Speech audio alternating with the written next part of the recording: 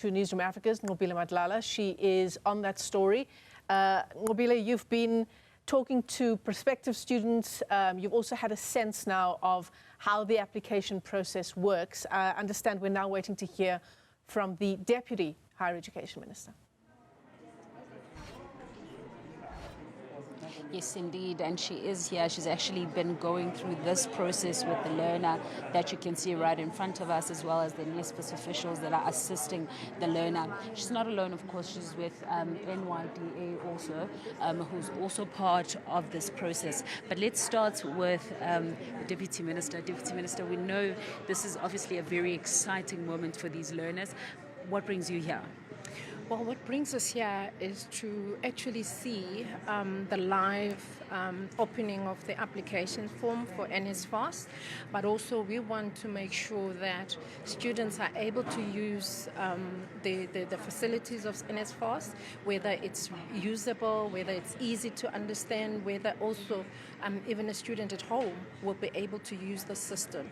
But we also want to make sure that whatever glitches that we can experience ourselves, we make sure that those are sorted out, because out there, wherever the students might be, there would not be an NSFAS office, but although we are working very hard to make sure that NSFAS offices are in every province, so that at least in every institution we should have an NSFAS office, so that if learners need help, they are able to access NSFAS. But for today, we really wanted to see the live demonstration of the system, wanted to see the young people applying themselves, and we want to make sure that from now on, it's all systems go and we do not have any glitches.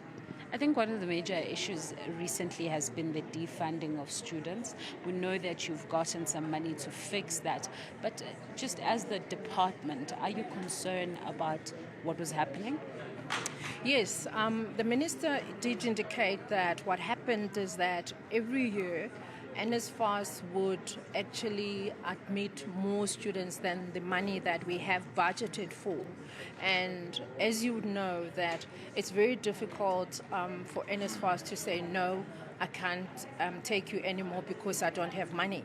So once the students apply, we don't know how many students are going to apply, and NSFAS says yes, you qualify, then you qualify, then you are eligible, and then they put them in the system. Once they're in the system, then you realize, oh, I don't have enough money. The Treasury doesn't give us enough money, and that's what has been happening.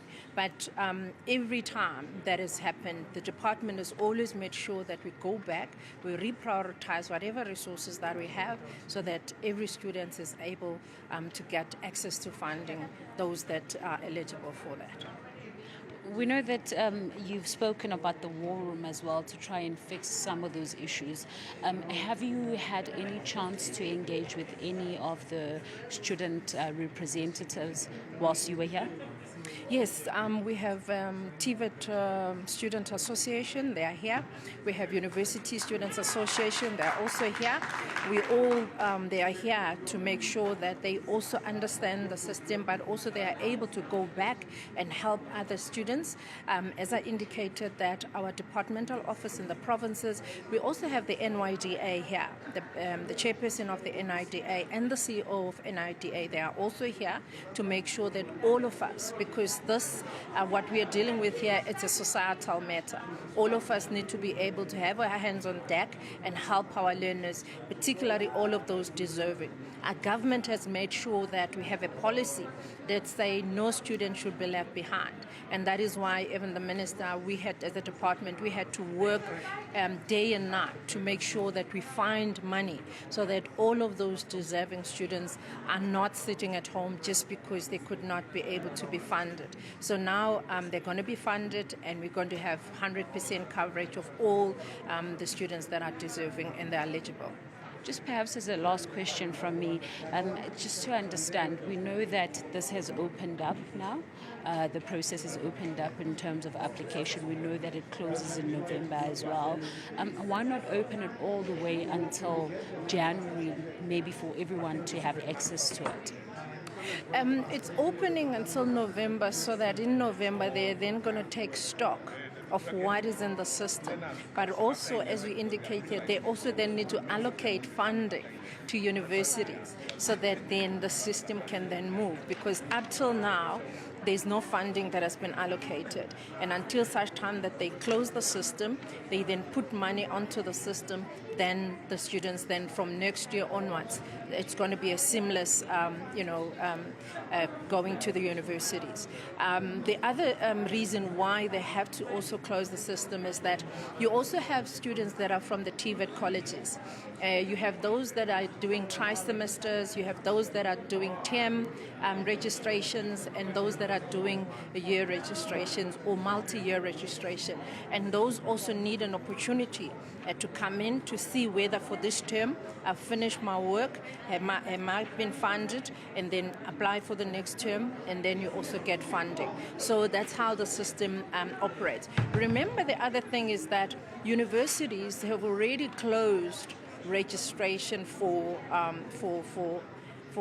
uptake for next year, and now it's then the monies that students need, and from that then it's all the system, that it's all the layers of the system. One of the things that we are trying to work very hard now to ensure that there's a seamless transition from the basic education to the high education is that the basic education system has got to align with the higher education system, because at the moment the matrics are writing, the papers will be marked in December, the results will only come in November, and by that time the universities are already far with their processes. Again, the TVET colleges start learning in January, and by that time the matrics don't have their results. So there is still a very important part that as government entities and government departments, we need to make sure that we close that gap and that there's a seamless transition between the basic education and higher education.